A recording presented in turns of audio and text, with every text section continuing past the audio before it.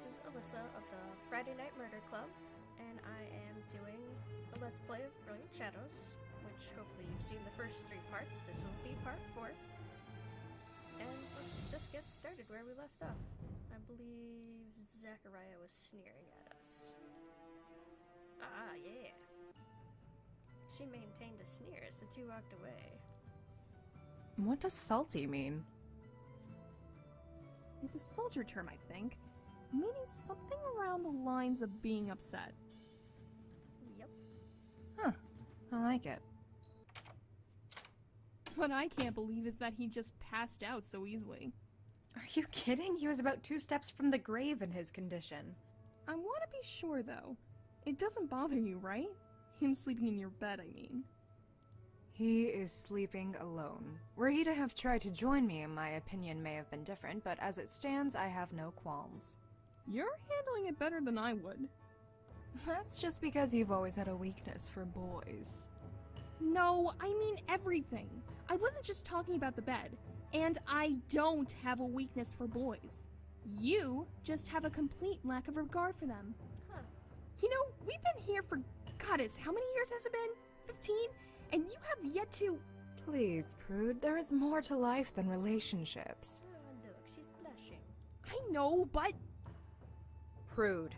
Look, I had supposed that such things would wait until I was paired and we were truly beginning our lives. Ah, so what you're saying is that you want something more romantic. Something with more substance than the fling at school.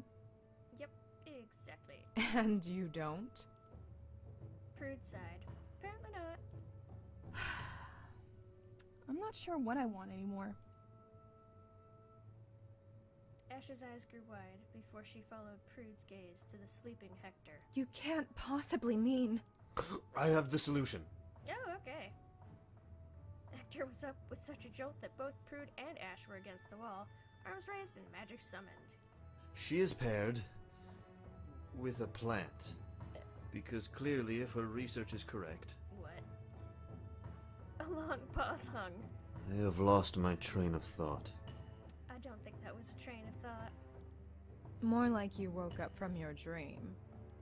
That may have been it. Yeah, that's more like it. I'm actually curious as to your thought process there. Well, if Veronica is right, and one can animate a plant in the same way one might a corpse, then the same potential for magic energy may exist in a plant. She could have a light-sided plant, just following her around everywhere. So, a plant performed the ritual. That too. Hector allowed a long pause to hang in the air before shaking his head. It made sense while I was sleeping. Yeah. Many things do. How do you know so much about my research? I don't share my notes. I figured out the basics by following your reading patterns in the library. Again, Mr. Creepy. What would prompt you to do that? Ash took a step back, suddenly a deal more uncomfortable with the man in her bed. Idle curiosity, mostly, and, I don't actually have all that much to do outside of classes. My failure to be paired killed my social life, and my own studies can only maintain my interest for so long. So I have to stalk everybody in the school. Other students' research occasionally provided a welcome distraction. Not sure if I should be mortified or impressed. Mortified. Go with mortified. I am allowing for an uncomfortable mixture of both. That would be reasonable. Oh, goddess, do you actually think you're creepy? I had thought that was some joke on Ash's part. Nope. I know what time every student wakes up normally. I would argue that is definitively creepy. Yep. Ash flinched a little at the admittance. Light and shadows, you're weird. Weirdest in the school. Also, the best. I think that once me and Prude get the hang of this pairing thing, I could outmatch the heads. Oh my. Oh, there's an idea. Prude, have you ever considered becoming heads? We'll just take over the school. Do all our own research. I have a kingdom to worry about first. Bummer. Ah, very well. I would prefer to avoid staying here anyway. 16 years was enough for me. How old are all these people? I'm sure you'll find plenty of ways to show off in the King's Court. Oh yes, I suppose I should talk to Zachariah and Luciana about that. Probably. They let you call them by their first name? They don't let. He just does. No, I call them by their first name and they must accept it. Aha, like it. Hector's face took on a dark expression. They may not acknowledge me as their better, but they will at least provide me the courtesy of eschewing honorifics. Ah. Aha. You're being kind of intense there, Heck. Hector's face immediately lightened. He looked almost embarrassed. My apologies. Do you consider us your lessers then? Hector seemed struck by the question. Ash wasn't entirely sure what had prompted it. Resentment? No. I am clearly better than you in some areas, but you have an area of expertise entirely removed from my own. The same goes for Prudence, of course. But you just said you consider yourself better than Zachariah. I can understand possibly considering yourself better than Luciana. She's a necromancer too. Zachariah is a paladin. You have none of her abilities. I need not possess the abilities of a paladin to recognize she lacks skill. Oh, okay. Her abilities are not deprived of finesse, talent, or even power. She merely abuses the ability of a paladin to instill strength in excess, and then uses her years of experience as a fighter. So, basically she just beats them into submission. She is deadly in combat, but she is no great mage. Luciana's craft with golems is exemplary. Truly she is gifted, but I am better. Oh, okay. You're rather arrogant. Also creepy. But I am still the best. Arrogant and creepy. Good traits, Prude. Way to go. Ugh, let's not fight, please. I would really like my best friend and my partner to be friends. I apologize, Prudence. I will try my best. I have found no fault in anything Veronica has said. Of course, my best with social interactions is a tad worse than my magical abilities. Just a tad. Aw, you're adorable. Like a deranged kitten. Yeah, with all its claws out, at all times. Thank you. What? I am not entirely sure that was a compliment. I'm with her. First, we should conduct a little research. I would like to establish a range on a pairing ritual. Would you two mind helping me kidnap a few students? Yes, done. Oh, do you really have to call it a kidnapping? Maybe. How old are they? It could be a kidnapping. I don't understand why I am required to accompany you on this. Oh, isn't he all angry? Mostly because you were rather clear in your desire to experiment on other students. Why is she on a horse and he doesn't? I am not a student anymore, I'm a graduate. The other in that sentence is incorrect. That is what concerns you? Yeah. Do not trouble yourself, Zachariah. As long as Mr. Warlock is with us, there is no risk of him misbehaving. Hector Warlock? I'm not misbehaving. This would hardly be the first time I've conducted such experiments. Yes, we know. Those experiments were never sanctioned either. Not to mention that Mr. Warlock would require quite the number of mages to replicate a pairing ritual. Even if you had some of the most powerful mages to have ever attended, you would not have the power to simulate the yearly pairing ritual. There is a reason that we only perform it on an annual basis. We lack unpaired students who might have wished to participate. And we can't simply offer you students ill-prepared to graduate. Okay.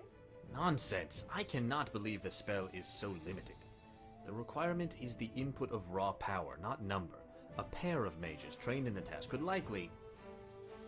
Zachariah reared her horse and turned it so that she might meet Hector, a glare. Instead, she seemed startled for a moment, finding Hector already locked on her with the eyes of a hound with blooded prey.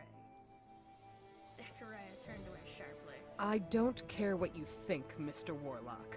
You do not have permission to conduct your experiments, so for now you will stay by our side. Ash was surprised to find she seemed the only one to have registered the looks between the two. Even Prude seemed to have her attention elsewhere. I'm pretty sure that dude's still giving the look. I must agree with my wife on this. Zachariah smiled fondly at Luciana. The expression seemed alien on her face. Yeah? Her own eyes fell on Hector, and she found herself suddenly facing down those same eyes. Blood became needles of ice in her veins. The frost in his glare melted into a warm grin. It had only been a heartbeat, but she still felt it. What had that been? That animosity? There was something wrong with that man. So, what are we hoping to find? Everybody's on a horse except him. I believe these two are of a mind that there's a paladin who has been training in secret in a nearby village. So, we're hoping to find Hector a horse. That is more or less accurate. I have another question for you, Heck. What is it? Why aren't you riding a horse? Oh, Heck hates horses. Oh, okay. As long as he can keep up, Hector is welcome to do whatever he pleases. You want to be a soldier, boy?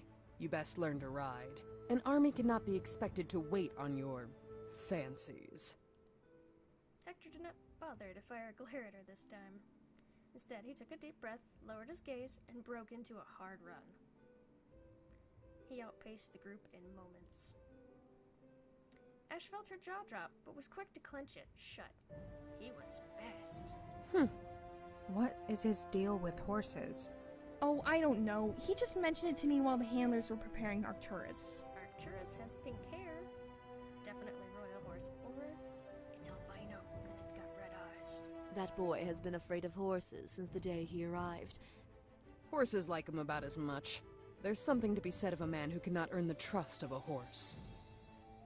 Ash did not disagree. Choices.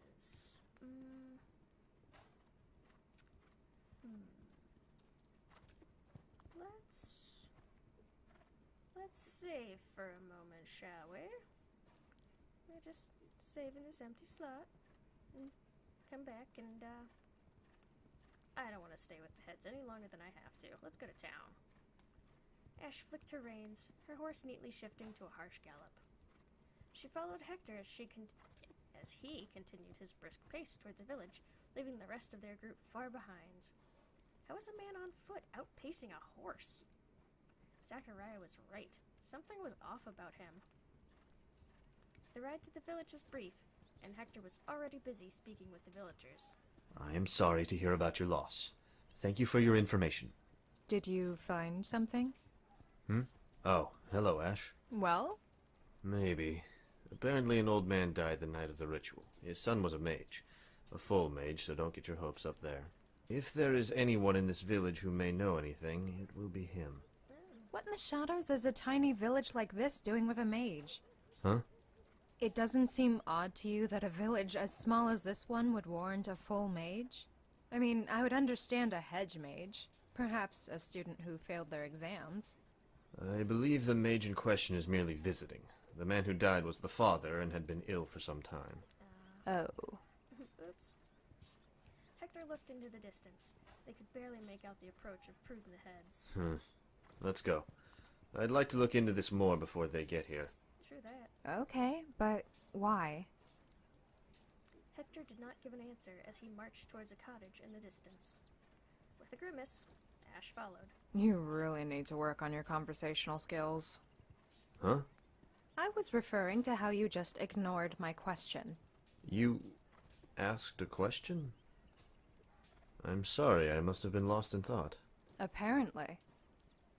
Hector gave no response. What exactly is on your mind? You know, brain. Let's see, what's about the brain? Skull, little hair. Worst case scenarios. A chill seeped down the length of her spine. Perhaps keeping your thoughts to yourself is for the best then. As they arrived at the cottage, Ash was surprised at its condition. The soil surrounding the mountain was exceptionally rich for farmland, and the presence of the mountain itself provided the region a degree of stability most could not afford. She would not be surprised to find a fine cottage. This place was not fine, it was lavish. Wow, a little more than I expected. Is this all cottage? It's huge. The son Hector paused. Has apparently done well. Or daughter. He's inside. I forgot to inquire as to the identity of the mage. It's a shim. He was still ignoring her. As for the appearance, I suspect that their child sends home money. Most mages make a very comfortable stipend. Or perhaps not. Hector rapped on the door. Ash heard something from within, and a moment later the door opened. Can I help you? The man did not have the look of a mage, be they necromancer or paladin. Yes, hello. I would like to ask you about the person your father saw the night he died. Really? Are you serious? Placing a hand on Hector's shoulder before he could speak, Ash pulled him back as she stepped forward. Whoa there, Tonto. Yes, I'm Ash, a necromancer. This is Hector of the same profession. Hector opened his mouth to speak once more, but Ash spoke first, forcing her words before his own. Hector informed me you were a mage. May I ask of your speciality? We are hoping you might provide something in the way of information about the identity of who we saw. They call me Marte. I'm no mage, though you wouldn't be the first to make that mistake. What? How? My older brother is, though if you're looking for him, he's already gone. My father was a bit delirious when he passed. But that figure in the dark, he was convinced it was death itself coming for him.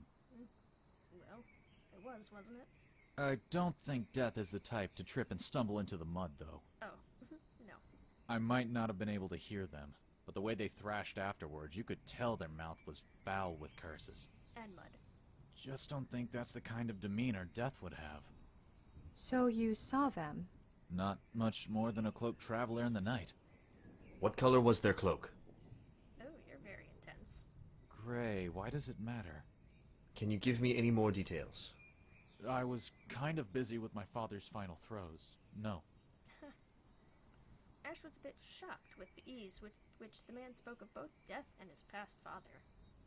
Only his most recent response contained any hint that the conversation may have bothered him. In such case, I will depart. Thank you. Let's speak with this dude a little bit more.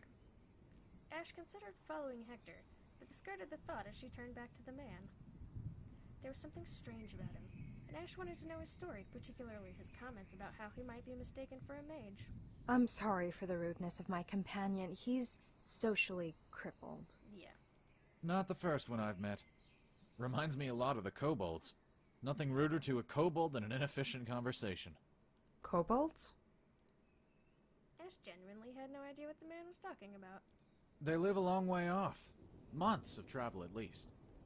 But they're nothing compared to the Yetis of the far mountains, or the Harpies of the Sea Spires, even farther than that.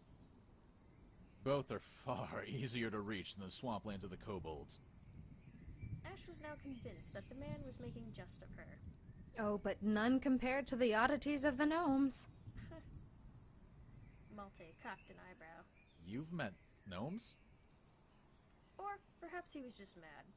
Never mind. So your brother is a mage? Yes, he's a paladin. He was with my father, desperately trying to extend his life. Age is a wound beyond the healing of any paladin. That's true. And you? I travel, mostly. A light flashed across the man's eyes. But I have a bit of magic of my own. What? Retreating into the depths of the house, the man quickly returned holding a bottle with a metal rod down the center of the strange liquid swirling within. I present to you lightning in a bottle. What? Oh, very nice. Let me answer the question in your head for you. Please do. The man reached into the satchel at his side and withdrew a tiny bottle with a metal cap, wiring running through its center. He presented it with the mannerisms of a performer, waving both it and the bottle before her, and then touching the cap to the metal rod. The room suddenly lit with a brilliance that made her immediately question whether he had lied before about being a paladin. Incredible! What type of magic is this? No magic, just simple electricity. The light bottle is something I had crafted for me by a master glassblower. I developed a number of other uses for bottled lightning, but I find this to be the most impressive. Apparently. Incredible that this can be done with no magic. No, she's looking happy. You'd be amazed at the things you can do without magic. There was a time when man was without magic. The ruins are such a wonder that I question if we were not better off without it. Please, don't tell me you're one of those who believes in the dawn of magic. I do. I've seen a lot more of the world than most, and some of the things I've seen make me think that maybe we didn't always have magic. Ash rolled this over in her mind. Thank you, Malta. It was a pleasure to meet you, but I should be going. The pleasure was all mine. Take care, Ash. Yes, take care. He led her out the door, and Ash made her way to find the heads and Prude. You have no business dismissing me so easily. Well, before we get into this argument, we're gonna pause and pick it up next time. Thank you very much for watching, and I will see you in the next, time. Video, whatever.